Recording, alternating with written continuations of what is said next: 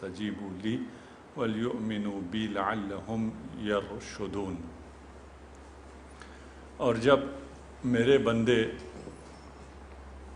آپ سے میرے متعلق سوال کریں فإنی قریب، میں قریب ہوں، اجیب دعوت الداعی، پکارنے والے کی دعوت کو سنتا ہوں، جواب دیتا ہوں، اذا دعانی، جب وہ مجھے پکارتا ہے، فلیستجیبوا لی۔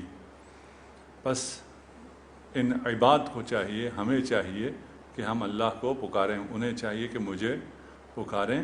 اور 186 سورہ بقرہ 186، اور مجھ پر ایمان رکھیں، لعلہم یرشدون، تاکہ ان کو وہ راہ راست پر آ سکیں، ارشاد پا سکیں۔ اس پہ ہم نے گزشتہ ہفتے بھی گفتگو کی، اور ہم نے کہا کہ یہاں بغیر کسی کنڈیشن کے ہے، اذا سأل، ان بھی نہیں ہے، اذا ہے۔ اذا کا مطلب ہوتا ہے جب یہ کام ہو تو اس نے ہونا ہی ہونا ہے۔ جب آپ سے پوچھا جا رہا ہے تو آپ بتا دیجئے بھی نہیں ہے۔ جب آپ سے پوچھیں میرے بندے میرے متعلق تو میں قریب ہوں، فقل نہیں آیا، یہ قربت کے اظہار کے لیے ہے کہ انہوں نے پوچھا تو پوچھا رسول خدا سے ہے، جواب خدا سیدھا آپ کو دے رہا ہے، فإنی قریب ہوں، میں تمہارے قریب ہوں، تمہارے شہرک سے بھی زیادہ تمہارے قریب ہوں۔ جو چیز ہمارے شہرک سے بھی زیادہ قریب ہو اسے ہم نہ دیکھ سکتے ہوں، یہ ہو سکتا ہے جی، ہم اسے نہیں دیکھ سکتے۔ کیوں نہیں دیکھ سکتے؟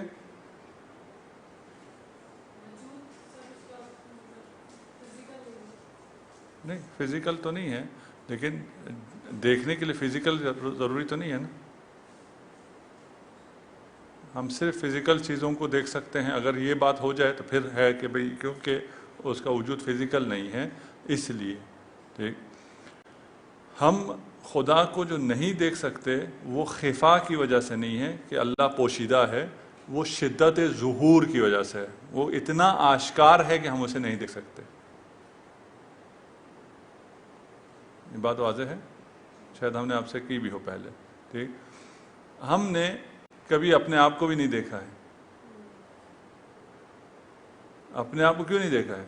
کہ ہم کہیں دور ہیں، چھپے ہوئے ہیں؟ نہیں، ہمارے لیے سب سے زیادہ ظاہر چیز خدا کے بعد، خدا کے علاوہ جس کا ظہور ہمارے لیے سب سے زیادہ ہے وہ ہم خود ہیں۔ لیکن پھر بھی ہم نے اپنے آپ کو نہیں دیکھا ہوا۔ کیوں نہیں دیکھا ہوا؟ شدت ظہور کی وجہ سے۔ اتنے آشکار ہیں، ہمارا ہونا اتنا واضح ہے ہمارے لیے کہ ہم نے کبھی اپنے آپ کو دیکھا ہی نہیں۔ ہم نے جب بھی دیکھا اپنا ہاتھ دیکھا ہے، اپنا چہرہ دیکھا ہے، اپنا سر دیکھا، اپنا جسم دیکھا ہے۔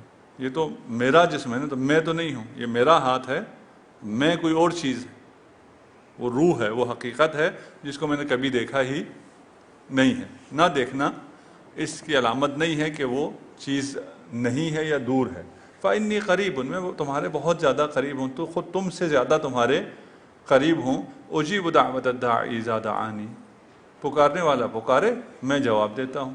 اور گزشتہ سیشن میں اس بات کو ہم نے پتہ نہیں کمپلیٹ کیا نہیں کیا، مجھے یاد نہیں رہا، کہ یہ بات حل ہو گئی تھی نا کہ خدا کو اگر پکاریں تو خدا جواب دیتا ہے۔ ٹھیک، اس میں کوئی کنڈیشن بھی نہیں ہے، کوئی چیز نہیں ہے کہ اگر آپ یوں کریں یوں نہ کریں، آپ اچھے ہوں آپ برے ہوں، آپ کب پکاریں کہاں پکاریں کس جگہ ہوں، شب قدر ہے مکہ ہے مدینہ ہے، کچھ بھی نہیں۔ جہاں بھی جو بھی بندہ ہے جہاں سے بھی پکارے گا خدا جواب دے گا۔ ٹھیک، اس کے بعد فرما رہے ہیں کہ جب ایسا ہے تو پھر پکارو، پھر کس بات کی دیر ہے؟ جو چاہیے مانگو لے جاؤ۔ البتہ اس پر ایمان رکھ کر، وَلْيُؤْمِنُوا بِي، مجھ پر ایمان لے کے آؤ، اس ایمان کے ساتھ پکارو کہ میں پکارنے والے کی آواز کو سنتا ہوں اور اس کو لبیک کہتا ہوں۔ یہ آیت منحصر بفرد ہے، اس جیسی آیت قرآن میں اور نہیں ہے۔ وہ خدا جس کو تکبر سجتا ہے اور وہ تکبرانہ گفتگو کرتا بھی ہے اور کرنا بھی چاہیے. انا نحن نزلنا الذکر وانا لہ لحافظون، ہم نے قرآن نازل کیا ہے اور ہم ہی حفاظت کریں گے. یہ انداز تخاطب خدا کا ایسا ہے. لیکن یہاں آ کر متکلم وحدہ کی ضمیر، واحد متکلم کی، میرے بندے عبادی، میرے بندے پہلا متکلم وحدہ، یہ یا میرے بندے عبادی، عبادنا نہیں، ٹھیک ہے نا، عبادی، عنی مجھ سے سوال کریں. فإنی قریب، پھر میں قریب ہوں، ہم قریب نہیں ہیں، پھر میں قریب ہوں. اور جب دعا کرنے والا دعانی مجھے پکارے، ہمیں پکارے نہیں، اجیب، میں دعا قبول کرتا ہوں، میں جواب دیتا ہوں. ٹھیک، فلیستجیبوا، پس انہیں بھی چاہیے کہ وہ میری دعوت پر لبیک کہیں، میری دعوت، فلیستجیبوا لی، میری دعوت پر وہ بھی لبیک کہیں، مجھے پکاریں اور مجھ پر ایمان رکھیں. ولیؤمنوا بی، پھر دوبارہ متکلم 7 مرتبہ خدا نے آپ کو اپنے قرب کا احساس دلایا ہے کہ میں تمہارے کتنے قریب ہوں، میں تمہارا ہوں اور میں ہوں، ہم نہیں ہیں، دور نہیں ہیں. ٹھیک ہے نا، وہ ابوہت اور وہ تکبر اور وہ بلندی اس سب کا نہیں رکھا، آپ کے نزدیک آ گیا، آپ کے قریب آ گیا. ٹھیک، اس خدا کو پکارنا ہے اور اسے اگر پیار سے، محبت سے، اسی محبت سے جس سے اس نے ہمیں دعوت دی ہے، اسی طرح اگر ہم اس کی طرف جائیں تو وہ ہماری دعاؤں کو قبول کرنے والا ہے. اگر نہ جائیں تو انا منزلون علی اہل ہذہ القریہ رجزا من السماء، ہم نے اس قریہ والوں پر آسمان سے عذاب نازل کیا ہے. میں نے نہیں، ہم نے. ٹھیک، خدا انشاءاللہ ہمیں یہ توفیق دے کہ ہم اس فإنی قریبن کو فیل کر سکیں، اور اگر ہم اس کو فیل کر لیں تو پھر ہمارے بہت سے مسائل حل ہو جاتے ہیں. اچھا، یہ بات حل ہونے کے بعد کہ ہمیں خدا سے دعا میں کسی چیز کی ضرورت نہیں، کوئی نہ قید ہے، نہ شرط ہے، نہ کنڈیشن ہے، کچھ بھی نہیں ہے، سیدھا دعا کرنا ہے. اس میں نہ توسل ہے، نہ آداب ہے، نہ کچھ بھی نہیں ہے.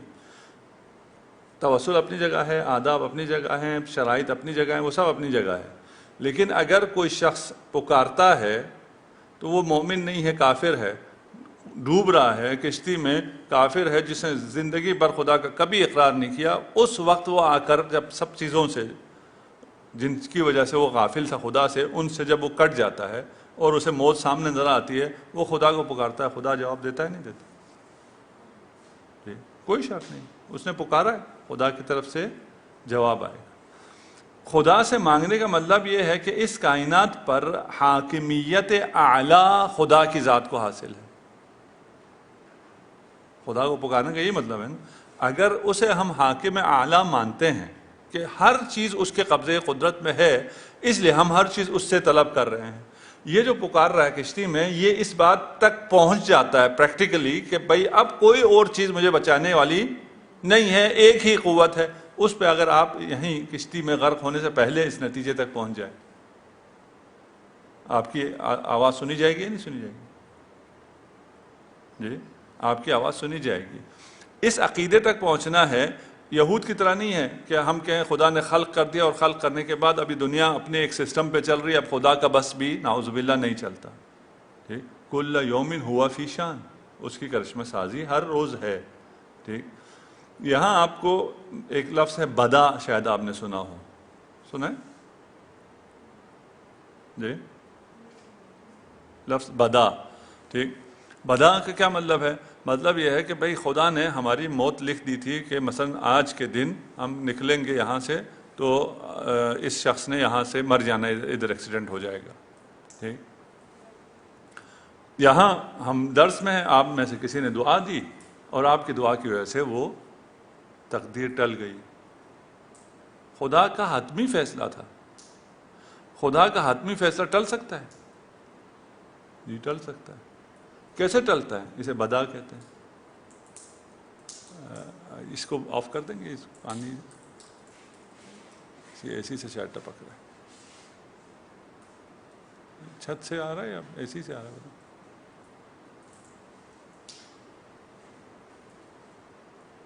شاید وہ والا اے سی اس کو بند کر. اچھا جی. بدا کسے کہتے ہیں؟ یعنی خدا کا جو تکوینی فیصلہ ہے وہ بدل جائے. آیا ایسا ہو سکتا ہے یا ایسا نہیں ہو سکتا؟ ٹھیک. ہمارا عقیدہ ہے کہ ایسا ہو سکتا ہے. بعض لوگ بدا کے قائل نہیں ہیں, وہ کہتے ہیں ایسا نہیں ہو سکتا. ہم جب کہہ رہے ہیں کہ خدا نے اس کائنات کو بنایا ہے اور وہی حاکم اعلیٰ ہے, تو وہ اپنے فیصلے جو تشریعی فیصلے ہیں اسے نسخ کر سکتا ہے یا نہیں کر سکتا؟ نسخ کے تو سب قائل ہیں کہ تشریعاً اس نے کہا کہ آپ جو ہے یہ کام نہ کریں. آج اگلی آیت اگر ہم پہنچتے ہیں وہاں نسخ کا ایک مثال اگلی آیت بھی ہے, اس لیے یہاں مثال نہیں دیتے, اگلی مثال اسی کی ہے. ٹھیک, کہ یہ حکم تھا, یہ اب نسخ ہو گیا, یہاں تک تھا, اس کے بعد یہ حکم نہیں ہے. ٹھیک. تشریعی فیصلے کی طرح تکوینی فیصلے میں اس کی زندگی یہاں تک ہے, اس کے بعد اس نے مر جانا ہے. بعد میں خدا نے فیصلہ تبدیل کر لیا آپ کی دعا کی وجہ سے, کہا نہیں یہاں تک نہیں, اس کی زندگی یہاں تک ہے, یہ 50 سال اور جیے گا. ہو سکتا ہے نہیں ہو سکتا؟ ہو سکتا. اس میں کوئی ایسی چیز نہیں ہے, کیونکہ خدا کے قبضے قدرت میں ہر چیز ہے. جب ہر چیز ہے تو آپ کہیں اگر ایسا ہوا تو پھر تو خدا کو پہلے نہیں پتا تھا جو اس نے آپ کی موت کو یہاں قرار دیا ہوا تھا. علم خدا کے خلاف بات آ گئی نا, کہ آپ کی موت یہاں نہیں تھی, آپ کی موت تو یہاں تھی, تو خدا نے یہاں قرار دیا ہوا تھا. یہ علم خدا کے خلاف ہے, اس کو ماننا صحیح نہیں ہے. ہم کہتے ہیں اچھا یہ حکم جو ہے ہمیں لگا تھا یہ حکم یہاں تک ہے. ٹھیک, یہ حکم ہمیشہ ہمیشہ کے لیے قیامت تک ہے, بعد میں نسخ ہو گیا, پتہ چلا یہاں تک نہیں ہے, یہ حکم یہ 2 دن کے لیے تھا. تو خدا کو پہلے سے نہیں پتا تھا؟ جی نہیں, حکم میں دعا نہیں آئی.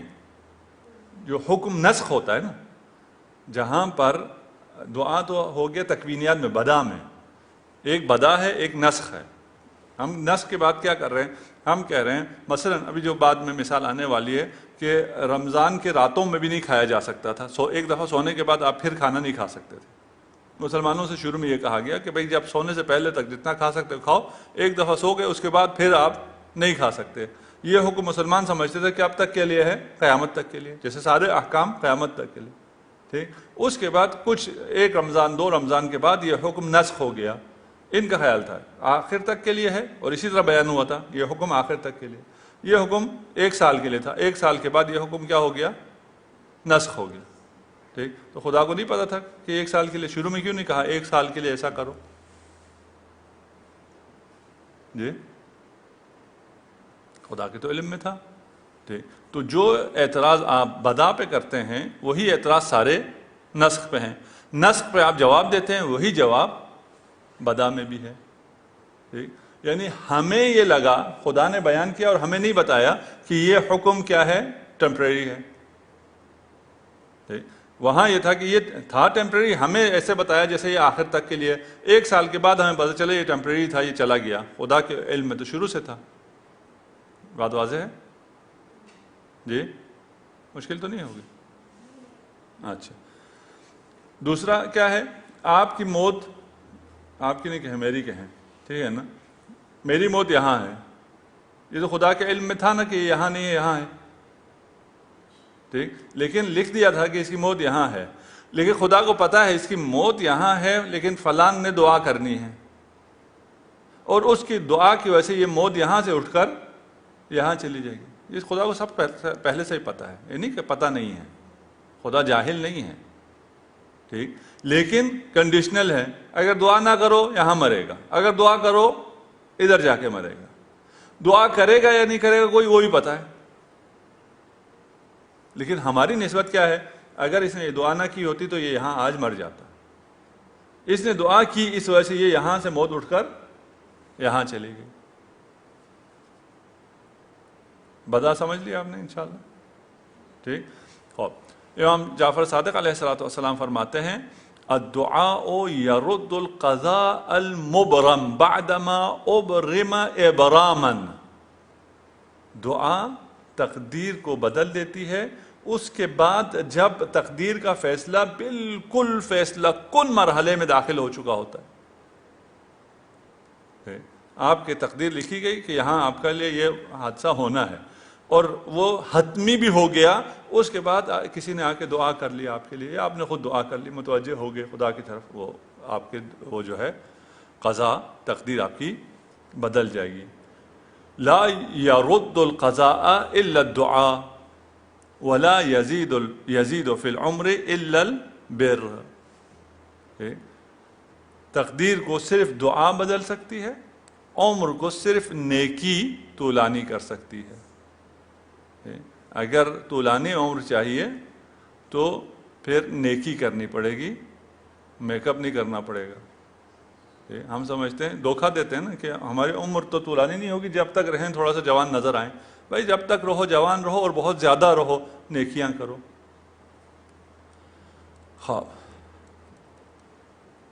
احادیث تفسیر میں جو احادیث ہیں ان میں سے کچھ میں آپ کے تفسیر الکوثر میں، ٹھیک، الدعاء سلاح المؤمن وعمود الدین ونور السماوات والارض۔ مومن کا اسلحہ ہے دعا، اور دین کا ستون ہے، نور سماوات و ارض ہے۔ افزعوا الی اللہ فی حوائجکم، اپنی حاجتوں کو اللہ کی بارگاہ میں لے جاؤ، اور حوادث میں اللہ کی پناہ میں چلے جاؤ۔ وتضرعوا الیہ، اور گریہ وزاری بھی اسی کی طرف کرو۔ وادعوہ، اور پکارو بھی اسی خدا کو۔ فإن الدعاء مخ العبادہ، عبادت کی روح، مغز دعا ہے۔ ٹھیک، اچھا، ایک تو یہ ہے کہ خدا میں اور ہم میں بہت فرق ہے، اس فرق کو جاننا سمجھنا بہت ضروری ہے۔ ہم کچھ چیزیں تعبیر کرتے ہیں اور وہ تعبیرات مشترک ہوتی ہیں۔ ہم کہتے ہیں خدا کا ارادہ، خدا دعا سنتا ہے، خدا جواب دیتا ہے، خدا قبول کرتا ہے، اور ہم بھی یہ کام کرتے ہیں۔ ہمارا بھی ارادہ ہوتا ہے، ہم بھی جواب دیتے ہیں، ہم بھی کسی درخواست کو قبول کرتے ہیں، ہم بھی کسی کو کچھ چیز دیتے ہیں۔ یہ ہمارا دینا، ہمارا سننا، ہمارا قبول کرنا اور ہے، خدا کا دینا، خدا کا قبول کرنا اور خدا کا ارادہ اور ہے۔ یہ واضح ہے نا؟ وہ جو کچھ ہے اسے ہم سمجھ بھی نہیں سکتے، کیونکہ اسے نہیں سمجھ سکتے، ہم اپنی سمجھ کے مطابق کچھ چیزوں کو استعمال کرتے ہیں۔ یہ خواتین میں زیادہ ہے۔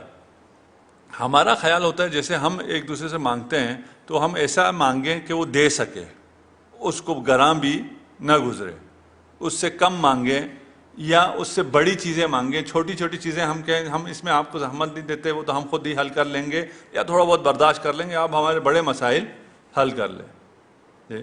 یا اگر بچہ مریض ہو گیا ہے تو پھر، یا کسی کو زیادہ آپ چاہتے ہیں تو پھر میری عمر بھی اس کو لگ جائے، خدا یا مجھے میری صحت میرے بچے کو دے دے۔ یہ سب ناسمجھی میں کریں تو کوئی مسئلہ نہیں ہے، وَإِلَّا یہ فقط نہ فقط دعا نہیں ہے، یہ جسارت ہے۔ اللہ کے پاس صحت کی کمی ہے، ہم میں سے ہماری طرح کا کوئی انسان کی طرح کا کوئی ہے کہ کسی کو آ کے آپ یہ چیز لے لیں اور فلان چیز مجھے دے دیں؟ جسارت ہے نا، گستاخی ہے اللہ کی شان میں کہ کہوں میری صحت اسے دے دے، صحت کی کمی ہے، تمہاری صحت کیوں دے دے، تمہاری عمر کیوں دے دے؟ ٹھیک، اللہ سے ہر چھوٹی چیز، چھوٹی بڑی ہر چیز مانگنی چاہیے، یہ نہیں کہ چھوٹے چیزوں میں تو ہم کر لیں گے، تم کہاں سے کرو گے؟ تمہارے پاس ہے کیا؟ تمہارے پاس کچھ بھی نہیں ہے، جو کچھ ہے وہ خدا کا ہے، اسے تسلیم کرنا توحید یہ ہے، حاکمیت خدا کو تسلیم کرنا، یعنی کوئی چھوٹا اور کوئی بڑا نہیں ہے، خدا کی نسبت تو کوئی چھوٹا بڑا نہیں ہے، جو کہ میں کچھ بھی نہیں کر سکتا ہوں خدا کی مدد کے بغیر۔ یہ بھی پھر یہ مثال بھی غلط ہے، لیکن سمجھنے کے لیے، ایک دفعہ ایک بڑا آدمی آپ سے کہتا ہے کہ آپ میری مدد کریں تو میرا کام حل ہو جائے گا۔ ایک آپ کا بچہ جو ابھی پیدا ہوا ہے، شیرخوار ہے، اس کو بھی آپ کی مدد کی ضرورت ہے، اس کو جو مدد کی ضرورت ہے وہ اور ہے، اس شیرخوار کو جو مدد کی ضرورت ہے وہ اور ہے، یہ کچھ بھی نہیں کر سکتا، ٹھیک ہے نا؟ اسے پانی پینے سے لے کے، دودھ پینے سے لے کے باقی سارے کاموں میں آپ کی مدد چاہیے، اس کو یہ نہیں ہے کہ چھوٹے والے تو میں خود کر لوں گا، چلے دودھ میں خود پی لوں گا، فلان میں کر لوں گا، فلان آپ کر دیں، نہیں، یہ 100% آپ کے اوپر ڈپینڈنٹ ہے. تو ہم بھی 100% خدا پر، یہ پھر بھی ہم پر ڈپینڈنٹ نہیں ہے، ہم مر جائیں پھر بھی یہ جی لے گا، ٹھیک ہے نا، اس کا نظام چلے گا، یہ کوئی ڈپینڈنٹ نہیں ہے. صرف سمجھنے کے لیے کہہ رہا ہوں میں، جبکہ یہ ہم پہ کوئی ڈپینڈنٹ نہیں ہے. بہت سے لوگ بچے دنیا میں آئے ہیں، ان کے والدین نہیں رہے ہیں، وہ جیے، انہوں نے بڑا مقام حاصل کیا، سب کچھ کر لیا، ٹھیک.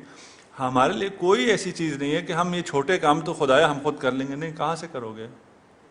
ان کاموں میں بھی ہمیں خدا سے دعا کرنی ہے. بڑے کاموں میں تو ہم خدا کی طرف جاتے ہی جاتے ہیں. جو حوادث پیش آئیں اور حادثات پیش آئیں گے، ان حادثات میں بھی اللہ کی پناہ میں جانا ہے. گریہ اور زاری بھی ہم نے خدا کے لیے کرنا ہے. تضرعوا الی، پناہ میں بھی خدا کے، گریہ اور زاری بھی. دعا بھی صرف اور صرف خدا سے کرنی ہے، کیونکہ یہ عبادت کی روح ہے. اگر یہ سمجھ لیا ہم نے کہ دعا ہوتی کیوں ہے اور روح ہے عبادت ہونا، یہ ساری باتیں جو ہیں وہ کافی آسان ہو جاتا ہے. الدعاء کہف الاجابہ، میں کچھ روایات پیش کر رہا ہوں اس میں سے، باقی آپ پڑھ لیں گے، یہ بھی پڑھ لیں گے، صرف یہ ہے کہ ہم ایک ساتھ تھوڑا سا پڑھ لیں. الدعاء کہف الاجابہ، دعا جو ہے وہ قبولیت کا خزانہ ہے. کما ان السحاب، جیسے بادل، کہف المطر، جس سے بادل جو ہیں وہ بارش کا خزانہ ہے، اسی طرح دعا اجابت کا خزانہ ہے. اگر آپ کو اجابت چاہیے، آپ کے مسائل حل چاہیے، آپ دعا کرتے رہیں اور آپ کی دعائیں قبول ہوتی چلی جائیں گی. پھر عبارت یوں ہے، الدعاء هو العبادہ. پہلے کیا تھا؟ الدعاء مخ العبادہ، عبادت کا مخ دعا ہے. پھر اب یہ ہے کہ دعا ہی عبادت ہے. جب آپ نماز پڑھتے ہیں وہ ساری دعا ہے، جو بھی عبادت کرتے ہیں سب دعا ہے، خدا سے مانگنا ہے، ٹھیک ہے، خدا سے بندگی کر کے مانگنا ہے. تو تمام عبادتیں دعا ہے، کوئی عبادت ایسی نہیں ہے جو کہ دعا نہ ہو. اس کے بعد ہم نے شروع میں کہا کہ کوئی آداب دعا نہیں ہوتا ہے، کوئی شرائط دعا نہیں ہوتی ہیں، دعا قبول ہو جاتی ہے، اور خدا نے یہ انکنڈیشنل کہا ہے کہ مجھے پکارو میں جواب دوں گا. پھر جو روایت ابھی ہم پڑھنے جا رہے ہیں آداب دعا کی، یہ کیا ہے؟ ٹھیک، لا یرد دعاء اولہ بسم اللہ الرحمن الرحیم، جس دعا کے شروع میں بسم اللہ ہو وہ دعا رد نہیں ہوتی. دعا تو کوئی بھی رد نہیں ہوتی. ٹھیک، پہلے بسم اللہ سے کیا ہوگا؟ آپ کو سمجھ میں آنا چاہیے کہ آپ کس کو پکار رہے ہیں. معرفت ہوگی تو دعا ہوگی نا، اگر معرفت نہیں ہے تو دعا ہی نہیں ہوئی ہے. یہ آداب آپ کے پکار کو، آپ کی آواز کو دعا بناتی ہیں. واضح ہے بات؟ ٹھیک، یہ نہیں کہ آپ دعا کریں، دعا ہو اور یہ نہ ہو تو پھر قبول نہیں ہوگی، نہیں، دعا اگر ہو گئی تو قبول ہے. ٹھیک، میں ابھی کشتی میں پھنسا ہوا نہیں ہوں، طوفان میں پھنسا ہوا نہیں ہوں کہ میں اس طرح توحید کو، خدا کی قدرت کا قائل ہو جاؤں، اس پہ ایمان لاؤں اور پھر پکاروں، وہ نہیں ہوا ہوا. تو میں کیا کروں گا؟ میں الفاظ کا سہارا لوں گا، میں بسم اللہ الرحمن الرحیم کا سہارا لوں گا، اور میں کہوں گا یہ میں اس خدا کو پکارنے جا رہا ہوں جس کی معرفت کے لیے میں بسم اللہ الرحمن الرحیم کو شروع میں رکھوں گا. ٹھیک، بس اگر دعا سے پہلے بسم اللہ رکھیں آپ کی دعا رد نہیں ہوگی. دعا سے پہلے اگر محمد و آل محمد پر درود بھیجیں، ابھی بھیج دیجئے درود، پھر اللہم صل علی محمد و آل محمد، صلاتکم علی اجابۃ لدعائکم و زکاۃ لاعمالکم. مجھ پر درود بھیجنا تمہاری دعاؤں کی اجابت ہے اور تمہارے اعمال کی تطہیر ہے. تمہارے اعمال پاک ہوتے ہیں مجھ پر درود بھیجنے سے. یہ بھی انشاءاللہ واضح ہے. اس طرح کی روایات ہیں. انما ہی، دعا کیا ہے؟ انما ہی المدحۃ، یہ مدحت ہے. ثم الثناء، پھر ثنا ہے. ثم الاقرار بالذنب، پھر اپنے گناہ کا اعتراف ہے. ثم المسألۃ، اس کے بعد حاجت طلب کرنے کی باری آتی ہے. ٹھیک، پس دعا میں پہلے حمد و ثنا ہوگی، اس کے بعد اپنے گناہ کا اقرار ہوگا کہ میں گناہگار ہوں، اور اس کے بعد آپ اگر اپنے حاجت طلب کریں گے تو پھر یہ دعا بنتی ہے. دعا فقط یہ ہے انما ہی، دعا ہوتی ہی اس طرح ہے. ٹھیک.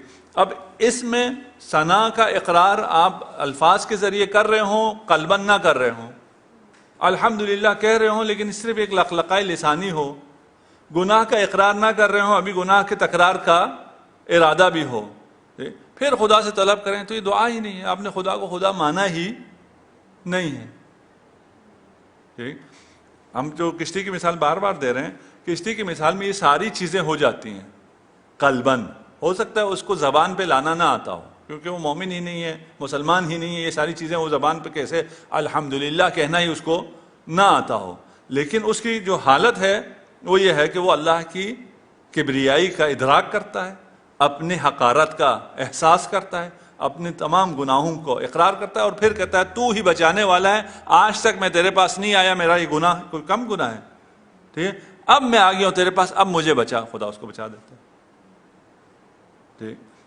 ہم یہ سارے آداب ہمیں اس کشتی میں اس حالت تک پہنچانے کے لیے ہیں کہ ہم عام حالت میں کمرے میں اے سی میں بیٹھ کر اسی طرح کی دعا کریں جو یقیناً قبول ہوتی ہے. یقیناً قبول ہوتی ہے کیا مطلب ہے؟ جو یقیناً خدا تک پہنچتی ہے، یعنی ہمارے دل سے نکلتی ہے. خدا تک پہنچنا، خدا دور تو نہیں ہے نا.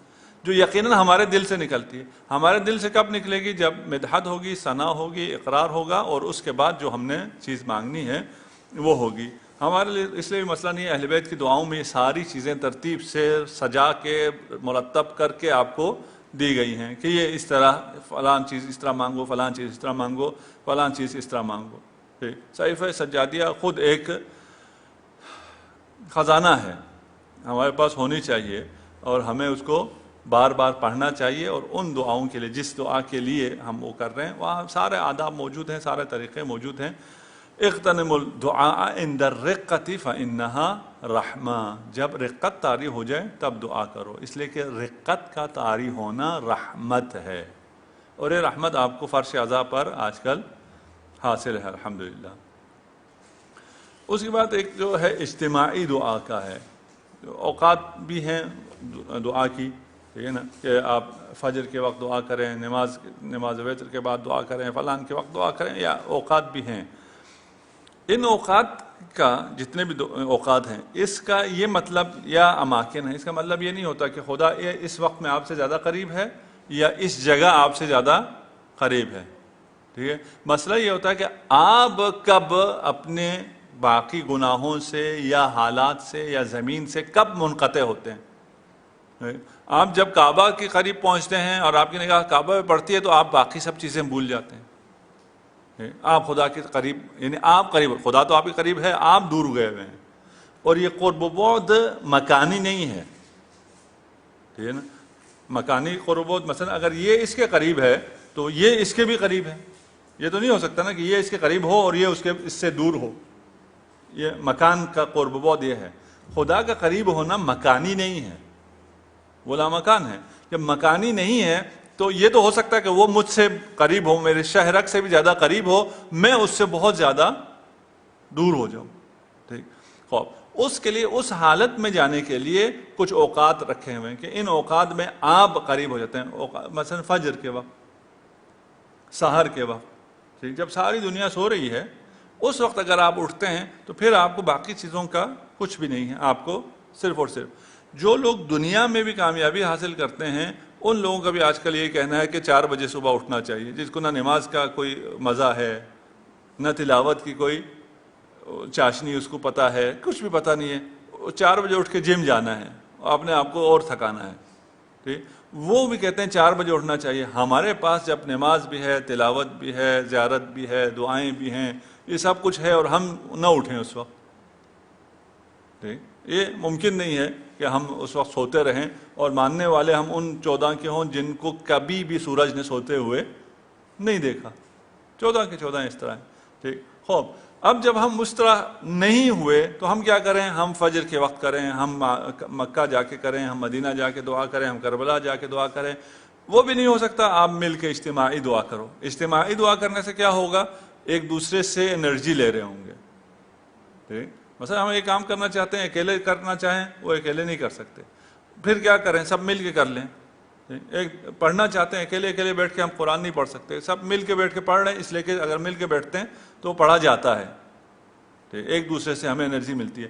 ما من رہط 40 رجلا اجتمعوا، اگر کوئی 40 افراد کا اجتماع دعا کرے کسی بھی بات میں تو وہ دعا قبول ہوتی ہے۔ اجتمعوا فدعوا اللہ فی امر الا استجاب اللہ لہم، 40 افراد مل کے اگر ایک دعا کریں وہ دعا قبول ہوتی ہے، ٹھیک۔ اچھا، اب یہ دو طرح کی چیزیں آ رہی ہیں، ایک دعا وہ ہے جو مل کے کریں تو قبول ہوتی ہے، کچھ دعائیں وہ ہیں جو رازداری میں کریں تو قبول ہوتی ہیں۔ وہ دعاؤں کی کیفیت ہے نا کہ دعا کیا مانگی جا رہی ہے، ٹھیک۔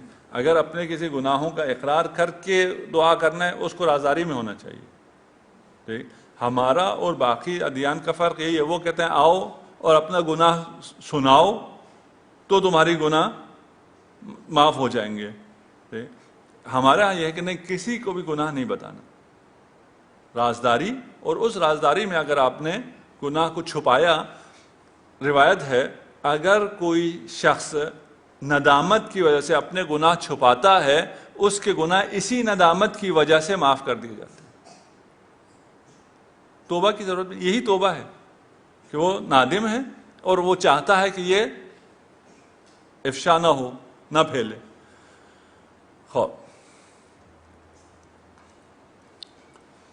اذا الہم احدکم الدعاء عند البلاء، اگر کوئی بلا آزمائش آ گئی ہے، مریض ہو گئے ہیں، کوئی مصیبت آ گئی ہے، فائنینشیل کرائسس ہیں، پتہ نہیں نوکری نہیں مل رہی ہے، وغیرہ وغیرہ کچھ بھی ہو رہا ہے، اس کے وقت اگر دعا کرنے کا سلیقہ آ رہا ہے، دعا کرنے کا جی چاہ رہا ہے، ٹھیک ہے نا، آپ دعا کرتے ہیں فَاعْلَمُوا أَنَّ الْبَلَاءَ قَصِيرٌ، پھر جان لو کہ یہ بلا تھوڑی دیر کے لیے ہے، اس بلا نے چلے جانا ہے، اس بلا کے لیے پریشان ہی نہ ہو۔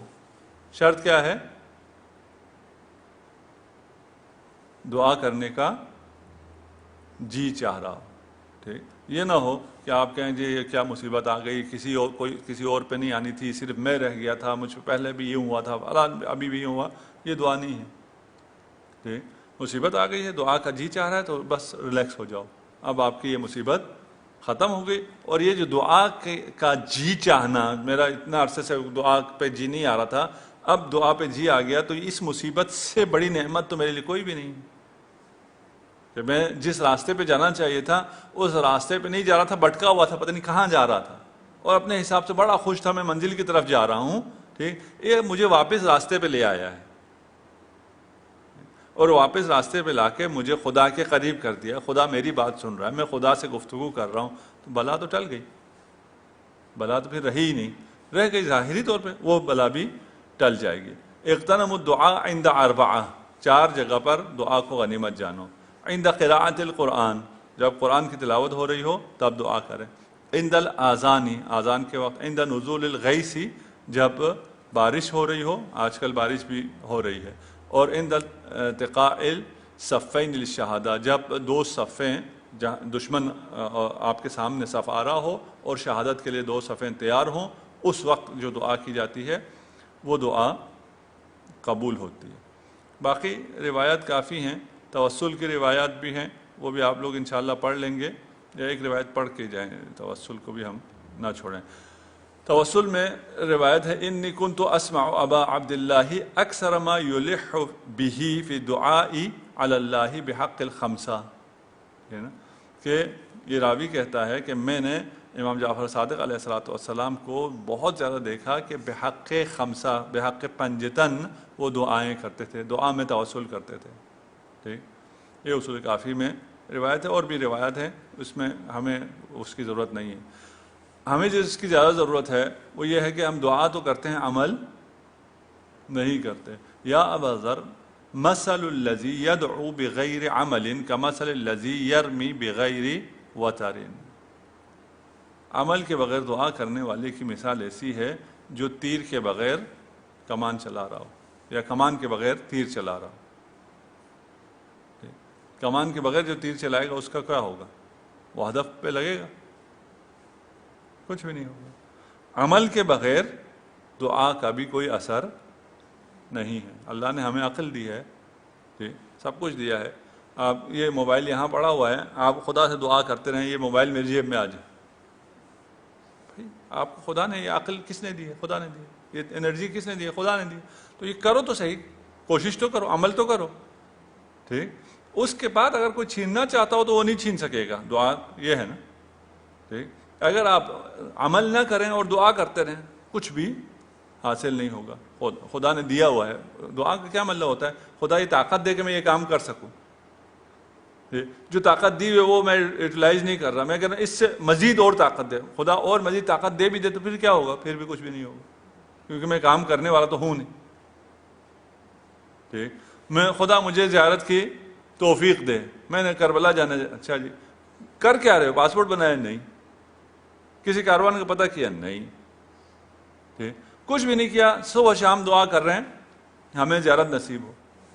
آپ کو خدا نے عقل بھی دی ہوئی ہے, صحت بھی دیا ہوا ہے, پیسے بھی دیے ہوئے ہیں, مال بھی دیا ہوا ہے, یہ ضمانت بھی دیا ہوا ہے کہ آپ اس مال کو اگر زیارت پہ خرچ کرو گے, حج عمرے میں خرچ کرو گے, یہ آپ کا مال کم نہیں ہوگا. پھر بھی آپ نہ جا رہے ہو, آپ کو اور کیا دعا کرنی. ٹھیک, آخری روایت اگر ہمارے پاس ہے, ابھی ٹائم, اب اگلی آیت بھی پڑھ سکتے ہیں. وَرُبَّمَا سَأَلْتَ الشَّيْءَ فَلَا تُؤْتَاهُ, کبھی ایک چیز کا آپ سوال کرتے ہیں اور وہ چیز آپ کو نہیں دی جاتی. ٹھیک, امیر المومنین امام حسن مجتبیٰ سے فرما رہے ہیں او اوتیت خیرا منہ عاجلا او آجلا. یا جو آپ مانگ رہے ہیں اس سے بہتر چیز آپ کو دی جاتی ہے اس دنیا میں یا اس دنیا میں. ایک چیز آپ نے مانگی, آپ کو نہیں مل رہی, وہ چیز جو مانگی وہ نہیں مل رہی, لیکن اس کی جگہ اس سے بہتر چیز مل رہی ہے. وہ بہتر چیز یا اسی دنیا میں ہے یا اس دنیا میں نہیں, اس دنیا کے لیے, آخرت کے لیے رکھ دی گئی ہے. ٹھیک, مسئلہ کیا ہے؟ میں ایک چیز مانگ رہا ہوں, ہم نے پچھلے دفعہ ایک مثال دی تھی, بچہ چاکلیٹ مانگ رہا ہے. کیوں مانگ رہا ہے؟ اس لیے کہ اس کو بھوک لگی ہوئی ہے.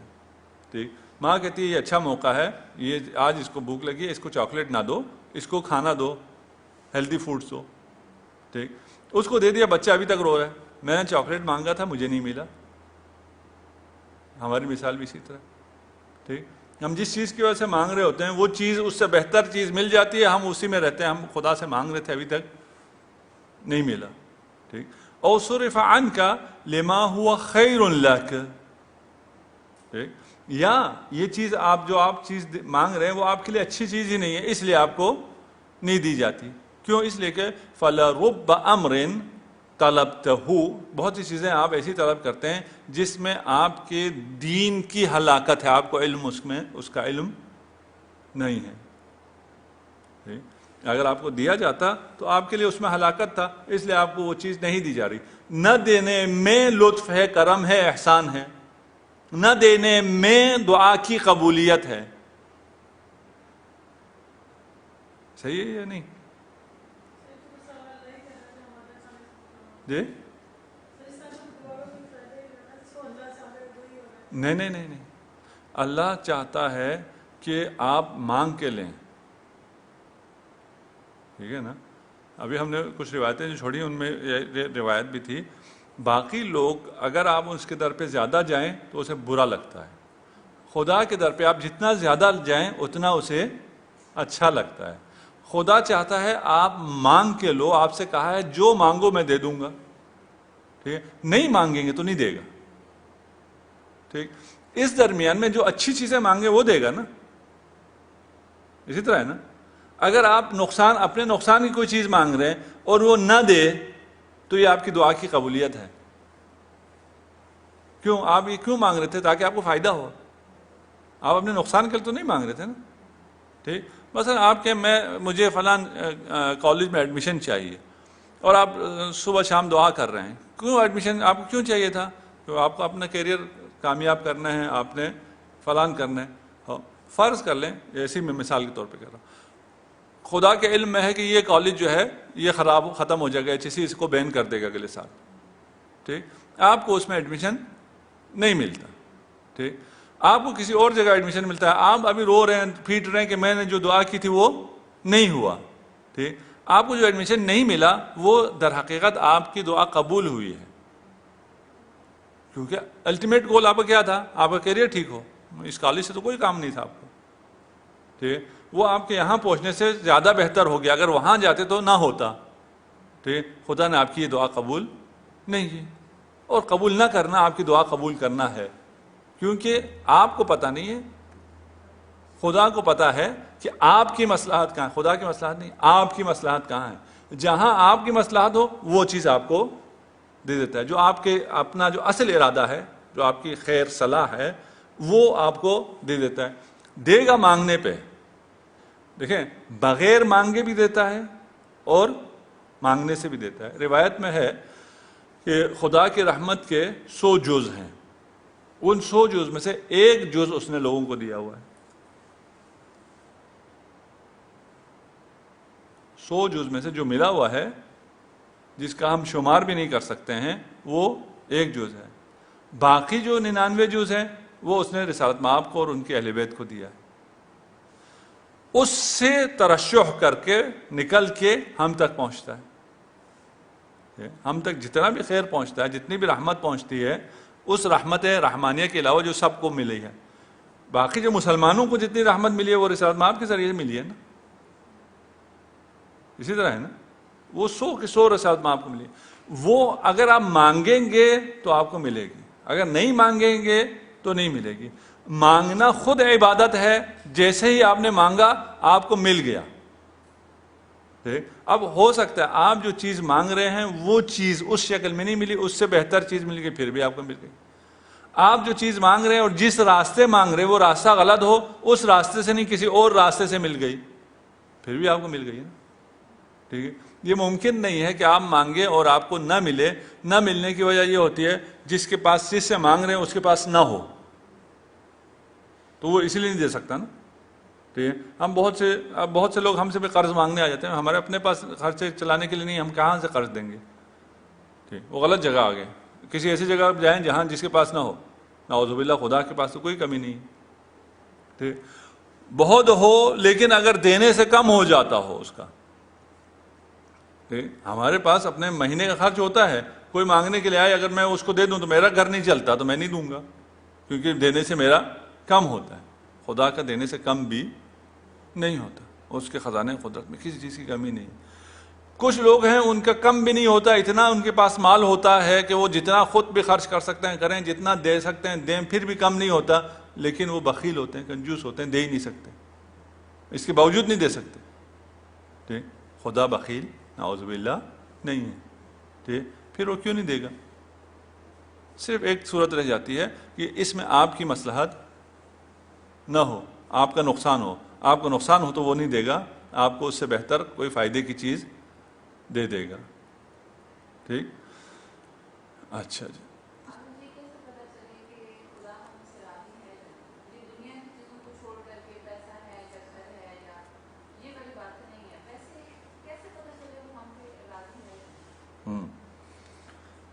خدا ہم سے راضی ہے یا نہیں ہے، ہم نے یہ پتہ کرنا ہے، اور ہم نے اس جگہ پہنچنا ہے جہاں ہم بالکل مطمئن ہو جائیں کہ بس اب مسئلہ ہمارا حل ہو گیا، خدا ہم سے راضی راضی ہے.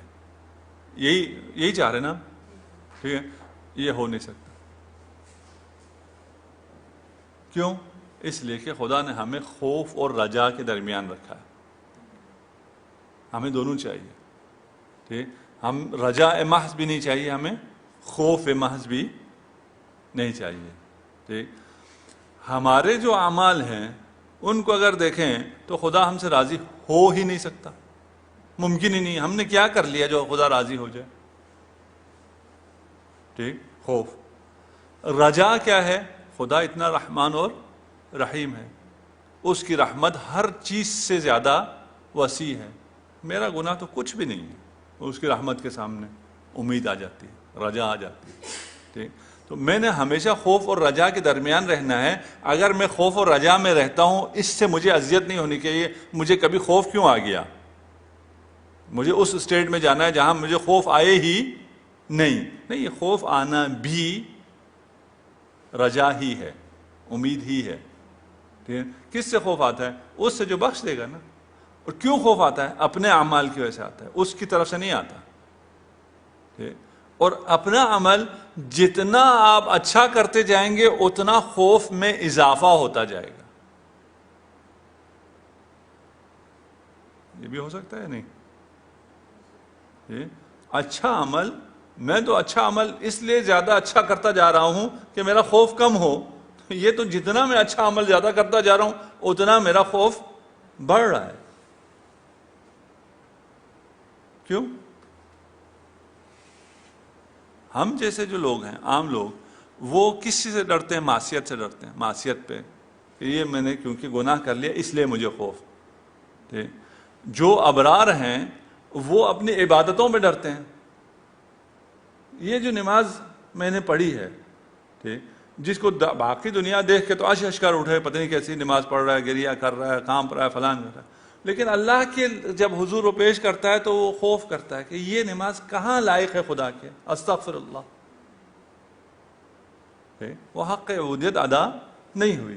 تو ہمیں یہ حالت حاصل کرنے کی ضرورت ہی نہیں ہے، ہم اس کے پیچھے جانے کی ضرورت نہیں ہے کہ ہم مطمئن ہو جائیں کہ ہم بالکل کیا ہو گئے، نجات پا گئے. نہیں، اس اطمینان کا ہمیں حکم ہی نہیں ہے کہ یہ اطمینان حاصل کرو. جی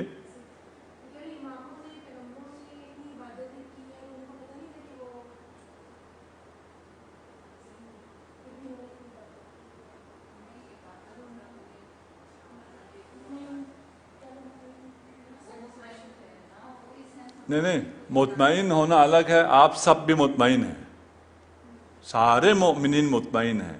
مطمئن الگ ہے، خوف ختم ہونا وہ الگ ہے. ٹھیک ہے نا؟ تمام ائمہ اور انبیاء بھی خوف میں تھے. ٹھیک ہے نا؟ ان میں بھی وہ خوف اور رجا ہے. وہ خوف عبادت کر کے خوف ہے، اور جتنے عبادت زیادہ کرتے تھے اور جتنی بہتر کرتے تھے اتنا خوف بڑھ جاتا تھا، کیونکہ ان کی معرفت بڑھتی ہے. ٹھیک ہے؟ جہنم سے نہیں ڈرتے تھے. اس میں فرق یہ ہے نا، میرا خوف جہنم سے ہے. نہیں، وہ جہنم تو ان کو یقین ہے جہنم میں نہیں ہے. وہی کہہ رہے ہیں نا. ٹھیک ہے نا؟ ہمیں خوف، ہمیں اپنے اعمال سے خوف ہے. سب کے لیے، سب کے لیے ہے، صرف ہمیں نہیں ہے. سب کو اپنے اعمال کا خوف ہوتا ہے. ٹھیک؟ وہ جو ابرار ہیں انہیں اپنے اچھے اعمال کا خوف ہے کہ یہ ہمارا اچھا عمل قابل نہیں ہے. آپ کسی کو جو آپ کی نظر میں بہت زیادہ وہ ہے، پتہ نہیں کون آپ کی نظر میں وہ ہے دنیاوی طور پہ، اسے کوئی گفٹ دینے جا رہے ہوں، ٹھیک، جو بھی گفٹ خریدتے ہیں بازار میں آپ گھنٹوں لگا دیتے ہیں. کیوں؟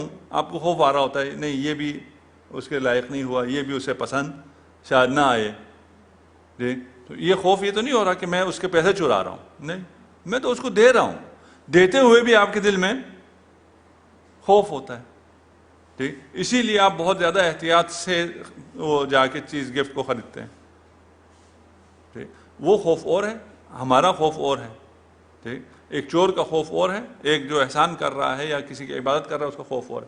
بہرحال ایک تو یہ تھا کہ ہمیں وہ کوشش نہیں کرنی ہے کہ ہم اس اسٹیٹ سے نکل آئیں کہ ہمیں خدا کا خوف ہے. اس سے ہم نکل ہی نہیں سکتے. جتنا خوف بڑھتا جائے اتنا اچھا ہے. خوف کے ساتھ ساتھ یہاں سے رجا بھی بڑھتی جائے گی. خوف میں ہونے کا مطلب اضطراب نہیں ہے. آپ نے کہا نا کہ وہ تو مطمئن تھے، تو ہم بھی مطمئن ہیں. جیسے ہم نے کہا نا خدا کے بارے میں آپ چیزوں کو نہیں کہہ سکتے، خوف بھی اسی طرح ہے. جو دنیاوی خوف ہے، باقی چیزوں کا خوف ہے وہ اور ہے، جو خدا کا خوف ہے وہ اور ہے. باقی چیزوں سے جہالت کی وجہ سے خوف آتا ہے. اندھیرا ہو جائے تو مجھے ڈر لگے گا. ٹھیک ہے؟ اس میں کچھ بھی نہیں تھا، اندھیرے سے کیا ڈرنا ہے. ٹھیک؟ اس لیے کہ مجھے پتہ نہیں ہے کہاں کیا ہے کیا نہیں ہے، اس لیے مجھے خوف آتا ہے. ٹھیک ہے نا؟ دوسرے کے ظالم ہونے کی وجہ سے مجھے خوف آتا ہے. ٹھیک؟ یہاں اگر خدا کی معرفت حاصل ہو تو خوف آتا ہے، یعنی علم سے خوف آتا ہے. ٹھیک ہے نا؟ خدا کے عدل سے خوف آتا ہے، ظلم سے خوف نہیں آتا. یہ بالکل برعکس خوف ہے نا باقی خوف کی نسبت. اسی لیے اس خوف سے سکون آتا ہے، اضطراب نہیں آتا، اطمینان آتا ہے. ٹھیک؟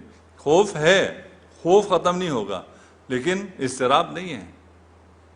ٹھیک؟ جیسے یہ خوف ہے اپنی جگہ اور یہاں رجا ہے. یہ خوف بھی اس کی معرفت سے ہے. جب رحمان اور رحیم کہتے ہیں اس کو تو ہم خوف میں آ جاتے ہیں. ٹھیک؟ تو یہ خوف اور ہے. اس خوف کی وجہ سے اضطراب نہیں ہے، پریشانی نہیں ہے، اور انسان مضطرب نہیں ہے، نفس مطمئنہ ہے. تمام مومنین جو بھی مومن ہیں اور ایمان پر ہیں، ٹھیک، وہ سب وہ ہے.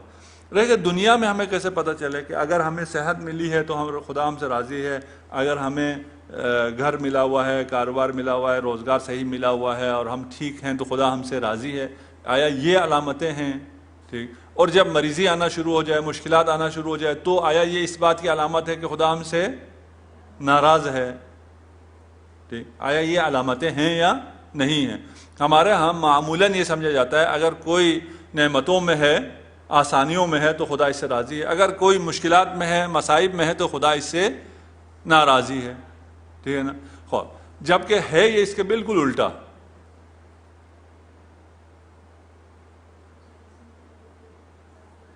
جی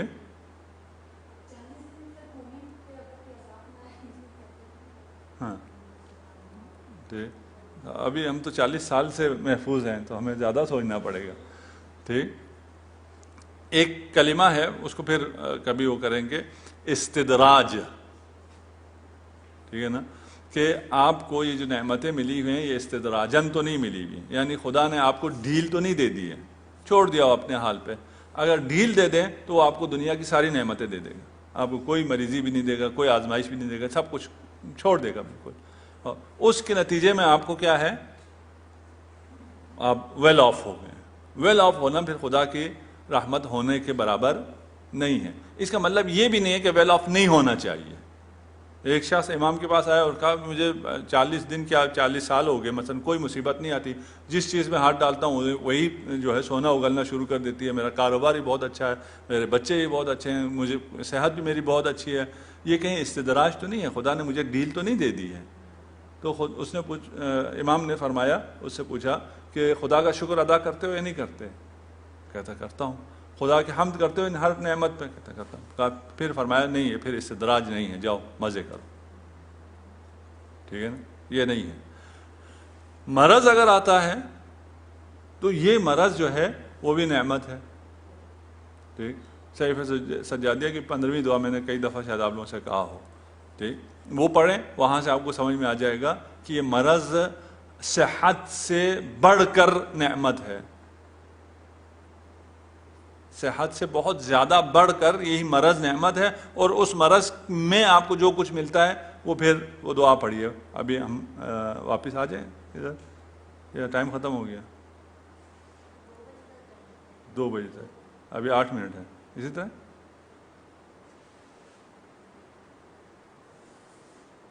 اچھا چلیں ہم اگلی آیت، اس میں پھر باقی چیزیں آپ پڑھ لیں گے. تفسیر الکوثر آپ لوگ پڑھتے ہیں انشاءاللہ. اسی طرح ہے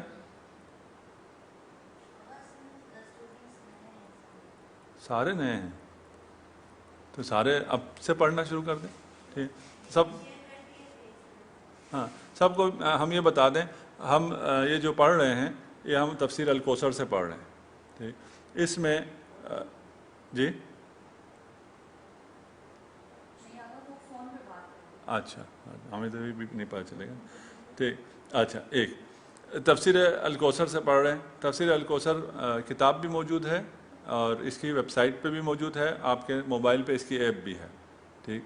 اس میں کچھ چیزیں سمجھانے کے لیے ہم اضافہ کرتے ہیں، وہ اس کی ضرورت نہیں ہو، جو سمجھنے کے بعد اس کی ضرورت نہیں ہو، باتوں کو صرف سمجھانے کے لیے کیا تھا.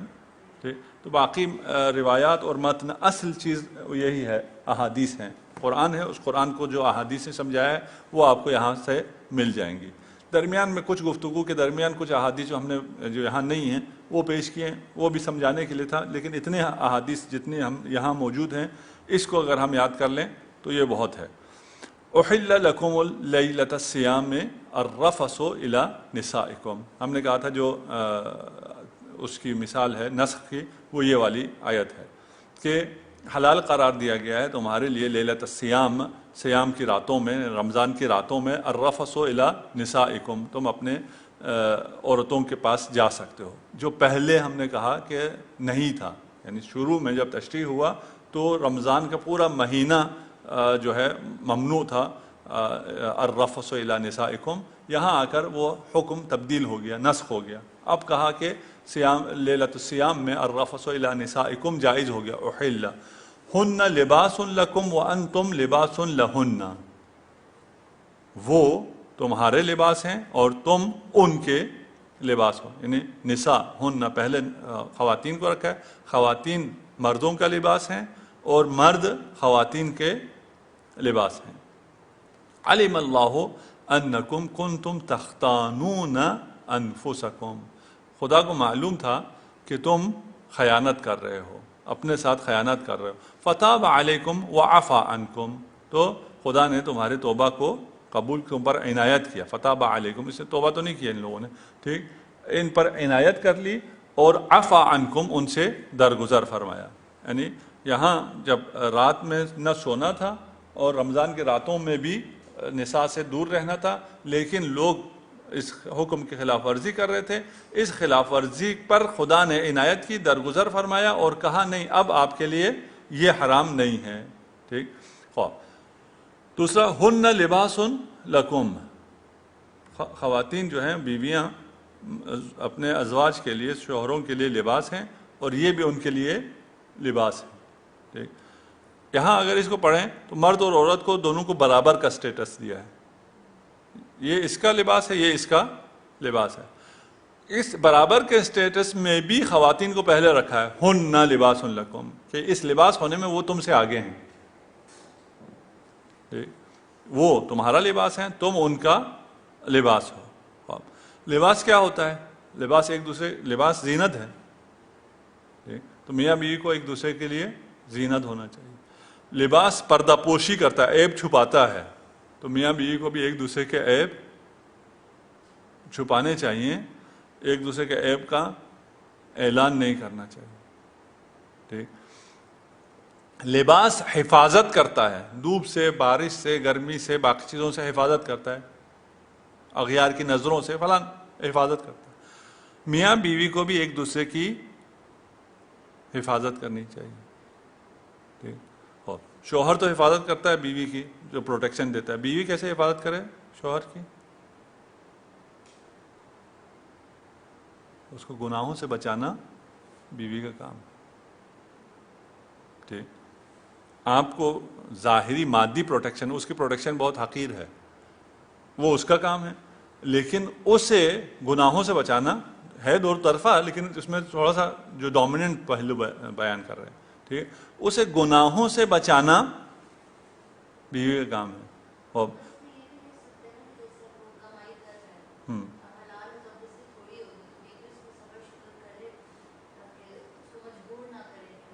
ہاں وہی حرام کی طرف تمام چیزوں میں، ٹھیک ہے نا، اسے قناعت نہ کرے اگر تو بھی وہ حرام کی طرف جانا پڑے گا اس کو۔ بیوی قناعت نہیں کر رہی، اس خرچے میں گزارا نہیں چل رہی، بیوی بہت زیادہ سخی ہے، جو کچھ وہ کما کے لا رہا ہے یہ یہاں مجلسوں میں علم پہ فلان پہ خرچ کر دیتی، یہ بھی صحیح نہیں ہے، ٹھیک ہے، اس کے مال کی حفاظت کرنا بھی وہ ہے۔ اس سے بڑھ کر خاتون کو گھر میں بند سنور کے اور بہت خوش اخلاق اور کیا کہتے ہیں اسے، رومانٹک رہنا چاہیے، ٹھیک۔ ہمارا ہاں مسئلہ آج کل کے معاشرے میں کیا ہو گیا، گھر سے نکلنے کے لیے بہت بنتے سنورتے ہیں، بھائی گھر سے نکلنے کے لیے بننے سنورنے کی ضرورت نہیں ہے، ٹھیک ہے نا، یہ ساری آرائش اور زیبائی گھر کے اندر ہونی چاہیے، تاکہ وہ آپ کا شوہر جو ہے وہ کسی گناہ کی طرف متوجہ ہی نہ ہو، اتنا پیار، اتنی محبت، اتنا وہ سب کچھ اس کو گھر کے اندر ہی ملے کہ اس کو گھر کے باہر دیکھنے کی ضرورت پیش ہی نہ آئے، ٹھیک۔ یہ جو ہمارے معاشرے میں آج کل کم ہوتا جا رہا ہے، جو جس طرف معاشرہ ہمیں لگا دیتا ہے ہم اس طرف چلے جاتے ہیں کہ گھر میں کیا کرنا ہے جی، اس کے لیے کیا کرنا ہے بند سنور کے، تو سارے جو ہے آرائش اور زیبائی سب شوہر کے لیے ہونی چاہیے اور اس کو گناہوں سے بچانا چاہیے اور اس کو اطاعت پر آمادہ کرنا چاہیے، دونوں طرف کے لیے، ہم صرف ایک طرف کی بات نہیں کر رہے نا۔ قرآن نے بھی کہا ہن لباس لکم وانتم لباس لہن، برابر برابر ہے، اگر یہ اس کا لباس ہے تو یہ اس کا لباس ہے۔ لباس کے جتنے احکام ہیں ان دونوں میں یہ دونوں مساوی ہیں اور فوقیت خاتون کو حاصل ہے، کیونکہ پہلے کہا ہے اس کو ہن لباس لکم۔ بس اگر کوئی خاتون اپنے شوہر کی برائیوں کو معاشرے میں یا رشتہ داروں میں فلان میں آ کے چرچا کرتی ہے اس کا، تو وہ صحیح نہیں ہے۔ اسی طرح برعکس بھی ہے، ٹھیک۔ اور اگر وہ حفاظت نہیں کرتا ہے شوہر، پروٹیکشن اس کو نہیں دیتا، گھر اس کو نہیں دیتا، یہ اس کی کوتاہی ہے۔ وعلم اللہ انکم تختانون، یہ اور تھا، لباس لکم اور تھا، فالآن باشروہن، اب اگر ہم نے اس سے آگے پڑھا تو اور موبائل زیادہ بجنا شروع ہو جائیں گے. وآخر الحمد للہ.